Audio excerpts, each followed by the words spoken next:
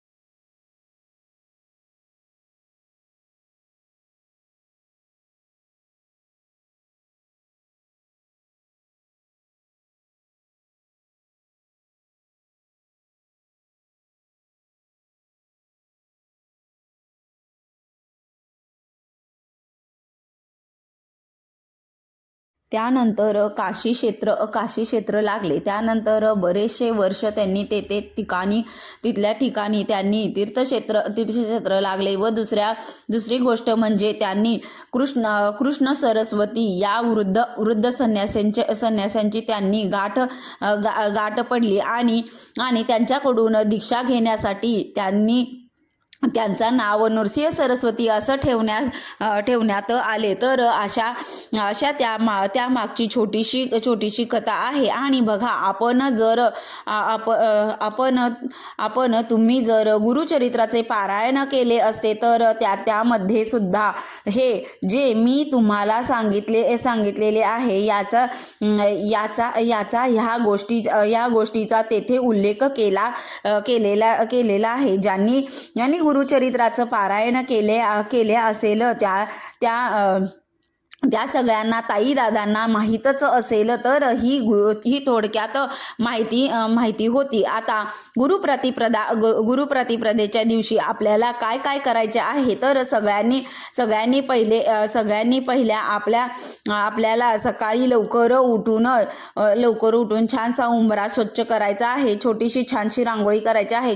हळदीचं लेपन करायचं आहे. दरवाजावर स्वस्तिक काढायचे आहे. सगळ्यात महत्त्वाचं म्हणजे मानसिक धर्म असेल तर घरातील पुरुषांनी मुलींनी ही सेवा केली तरी सुद्धा चालेल, असं काहीही नाही. घरातल्या महिलेनेच करावे असं काही नाही. तर त्यानंतर सकाळी आपल्याजवळ कुठेही तुमच्या येथे स्वामी समर्थांचे केंद्र असेल तर त्या ठिकाणी मठ असेल किंवा दत्त महाराजांचे मंदिर असेल तर तेथे नक्की जाऊन तुम्हाला सांगितलेल्या या गोष्टी करायच्या आहेत.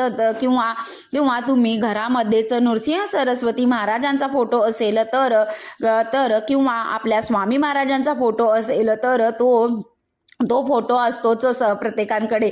तर तो तुम्ही छान असा स्वच्छ करून घ्यायचा आहे. त्यानंतर फोटोला गंध, अक्षदा, फूल व्हायचे आहे, अर्पण करायचे आहे. त्यानंतर नृसिंह सरस्वती महाराजांना आवडती फुले म्हणजे बघा, तुळशी तुम्ही अर्पण करू शकता. पारिजाताची फुले, केवड्याचे, बकुळा, गुलाब यापैकी जमेल तशी सर्व गोष्टी तुम्ही या दिवशी अर्पण करू शकता. दुसरी गोष्ट म्हणजे आपल्याला गणपती बाप्पाची आरती करायची आहे. दत्ताचा अवताराची आरती, दत्तात्रयांची आरती करायची आहे आणि नृसिंह सरस्वती महाराजांची सुद्धा आरती करायची आहे. तर या सगळ्या गोष्टी तुम्हाला गुगलला मिळतीलच. तुम्ही यूट्यूबला लावा आणि शांत मनाने पूजा साजरी करा. तर यासोबतच बघा, आपल्याला महत्त्वाची सेवा म्हणजे या दिवशी 11 माळी श्री स्वामी समर्थ महाराजांच्या श्री स्वामी समर्थ म्हणून आपण जप करायचे आहे. तर तुम्हाला जर हे जमत नसेल तर 1 माळ तरी तुम्ही नक्कीच स्वामींची करावी. आणि त्याचबरोबर गुरुचरित्रामधली 51 आणि 52वा अध्याय या दिवशी वाचायचा आहे. सकाळी वाचला किंवा दुपारी वाचला तरी चालेल. फक्त दुपारी 12:30 मध्ये वाचू नये, कारण या वेळेच्या टायमिंगमध्ये दत्त महाराज जे आहेत ते भिक्षेसाठी जातात. त्यामुळे तो आपण टायमिंग शक्यतो घ्यायचा नाही. तर सायंकाळी तुम्ही अगदी 5 वाजेपर्यंत वाचू शकता आणि घरी तुम्हाला वाचायचा आहे. 51 आणि 52वा अध्याय हा तुम्हाला यूट्यूबवर सुद्धा मिळून जाईल. तर तुम्ही शांत मनाने मोबाईलवर वाचू शकता किंवा ऐकूही शकता.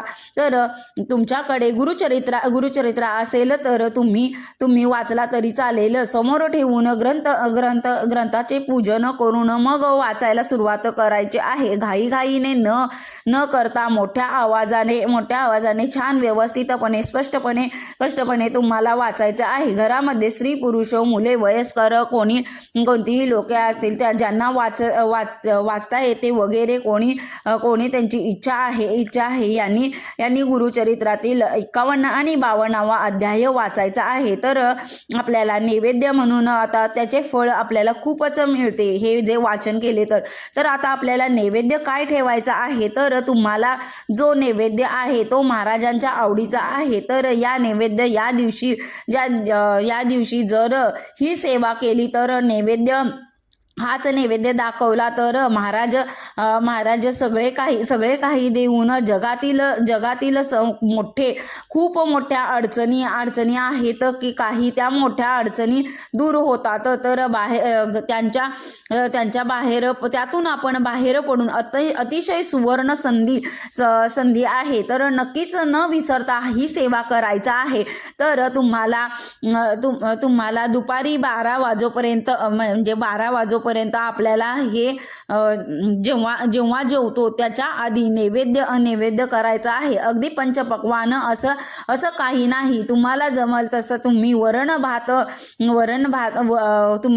भात तुम्हाला घेवड्याची भाजीचे म्हणजेच श्रावणी घेवडा बघा शेंगा असतात त्याचा आपल्याला नैवेद्य दाखवायचा आहे. तर ह्याची ही घेवड्याच्या भाजीचा ही खूप मोठ्या प्रमाणात म्हणजेच आपल्याला गुरुचरित्रामध्ये पण सांगितलेले आहे की दत्त महाराजांना घेवड्याची भाजी खूप आवडते.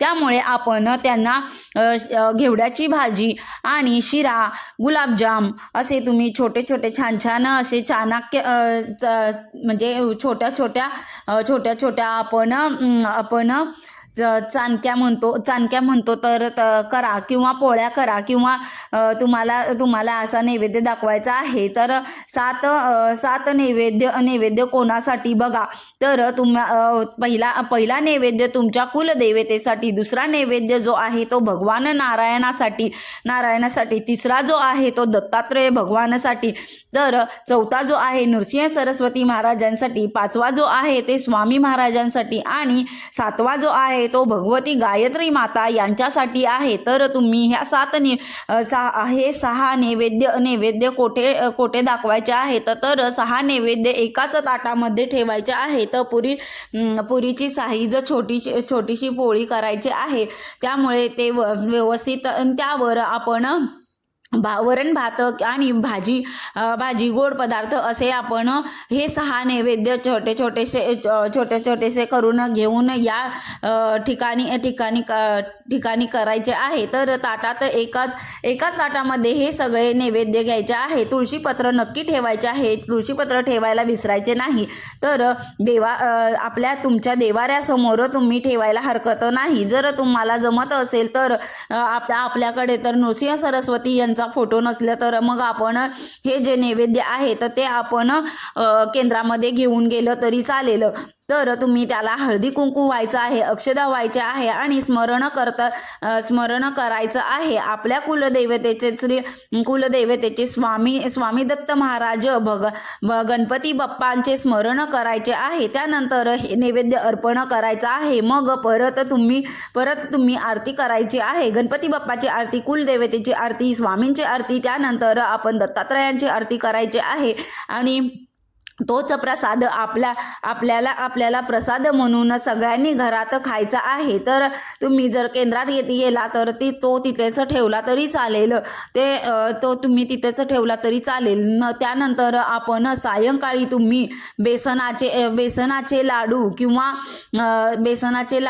बेसनाच्या वडी आपण केल्या तर अतिशय उत्तमच.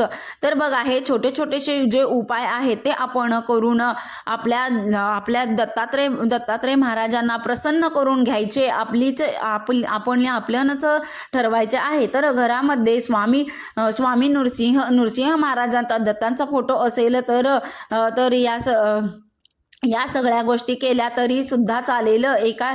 एक विनंती करून सांगते, अतिशय हा महत्त्वाचा दिवस आहे. प्रभावी दिवस सांगितलेला आहे. जर ही सेवा तुम्ही केली तर तुम्हाला खूपच फायदा होईल.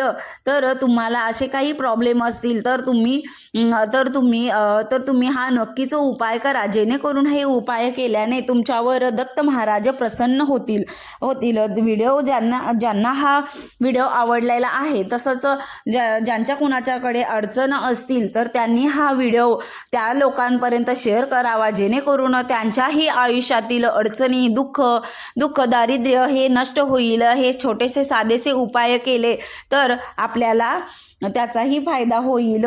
तर तुम्ही प्लीज हे ज्यांना शेअर करायचं आहे तुम्ही त्यांना करू शकता. श्री स्वामी समर्थ. जय जय स्वामी समर्थ.